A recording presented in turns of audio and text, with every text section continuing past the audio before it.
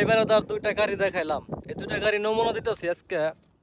একটা গাড়ি মনে করেন নতুন, যে গাড়িটা দেখতেছেন ওই গাড়িটা মনে করেন যে একটা যুবক ছেলে, আর যে গাড়িটা দেখলেন যে পুরাতন, উনি হচ্ছে একজন বৃদ্ধ চাচা।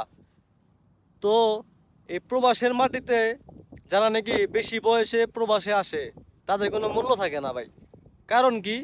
কারণ আমরা যারা ইয়ং জেনারেশনে পোলাপান আছি, যে কোনো কাজ যত কষ্টের হোক আমরা করতে পারবো।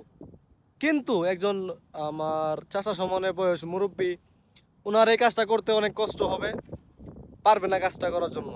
তো এই হিসাবে দেখেন যে দুইটা গাড়ি দেখাইলাম, দুইটা গাড়ির ভিতরে যে একটা গাড়ি দেখলেন নতুন গাড়ি, ওইটা মনে করেন যে প্রত্যেক দিনই হয়তো ইউজ হয়, মানুষ কোথাও না কোথাও ওইটা নিয়ে যাইতেছে সাথে।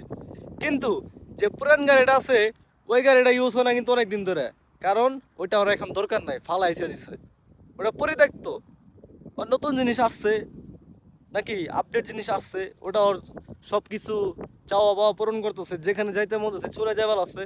কিন্তু পুরান গাড়িতে আর এখন আর মন বসে না, বুঝছেন ভাই? এটাই বাস্তব।